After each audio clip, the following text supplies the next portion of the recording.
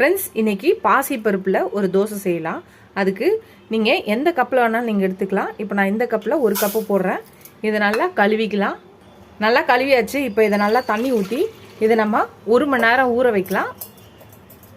நம்ம சிறுபருப்பு இதை நம்ம 1 மணி நேரம் ஊற வச்சுருந்தோம். இப்போ இதை ஒரு மிக்சி ஜாரில் போட்டுக்கலாம். கொஞ்சம் தண்ணியோடு போட்டுக்கலாம். நம்ம தோசை மாவு பதத்தை தான் அரைக்க போகிறோம். அதனால் கொஞ்சம் தண்ணியோடு போட்டுக்கலாம். ஒரு சின்ன துண்டு இஞ்சி போட்டுக்கலாம். ஒரு 3 பச்சை மிளகாவும் போட்டுக்கலாம்.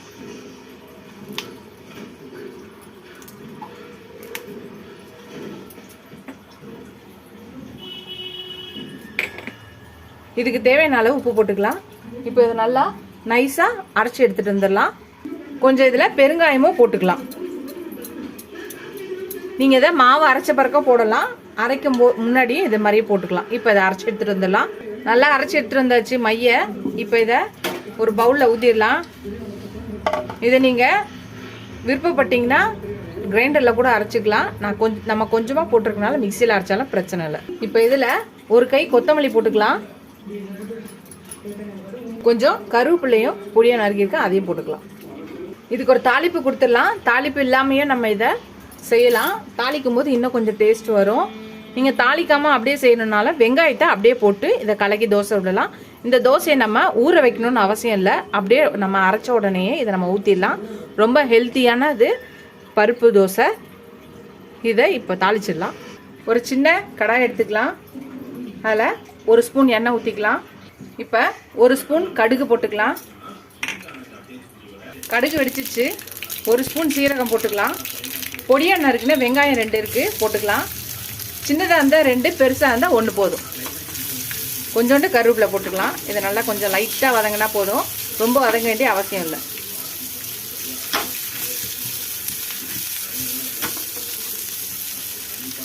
வதங்கிடுச்சு. இதை எடுத்துடலாம். இப்போ இதை நம்ம இந்த மாவில் கொட்டிடலாம்.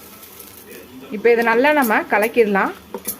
அவ்வளோதான், தோசைக்கல்ல எண்ணெய் தடவியாச்சு. இப்போ நம்ம எப்பயும் போல் நம்ம தோசை மாதிரி ஊற்றிக்கலாம். தோசை ஊற்றியாச்சு. இப்போ கொஞ்சம் எண்ணெய் ஊற்றிக்கலாம். இது வேகட்டும். வெந்தோடனே திருப்பி போடலாம். வெந்துருச்சு. இது அப்புறம் எடுத்து திருப்பி போட்டுடலாம்.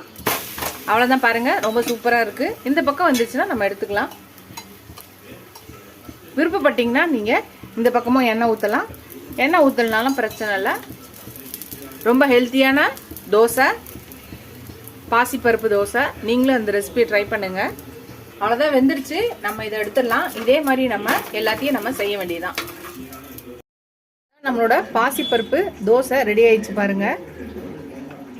ரொம்ப ஹெல்த்தியானது இது. நீங்கள் தொட்டுக்க உருளைக்கிழங்கு மசாலாவும் செய்யலாம். ரொம்ப கஷ்டம் இருக்குன்னு நினச்சிங்கன்னா தேங்காய் சட்னி கூட நீங்கள் தொட்டுக்கிட்டு இதை தொட்டுக்கிறதுக்கு நீங்கள் அரைச்சிக்கலாம்.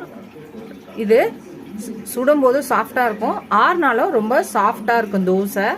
நீங்களும் இந்த ரொம்ப ஹெல்த்தியாக டிஃப்ரெண்ட்டாக இருக்க இந்த பாசிப்பருப்பு தோசையை ட்ரை பண்ணி பாருங்கள்.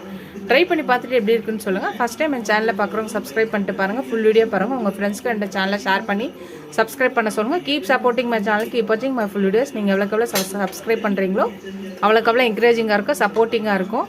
புது புது ரெசிபிஸ் போட ஹெல்ப்ஃபுல்லாக இருக்கும். நீங்கள் இப்போ கொஞ்ச நாளாகவே வீடியோஸை சரியாக பார்க்கறதில்ல, ஏன்னு தெரியல. ப்ளீஸ் எல்லாரும் வீடியோ பாருங்கள், ஃபுல் வீடியோ பாருங்கள், ஸ்கிப் பண்ணாமல் பாருங்கள். எனக்கு என் சேனலுக்கு சப்போர்ட் பண்ணுங்கள். இதோட அடுத்த வீடியோவில் அடுத்த ரெசிபியில் பார்க்கலாம். Tata, bye bye friends.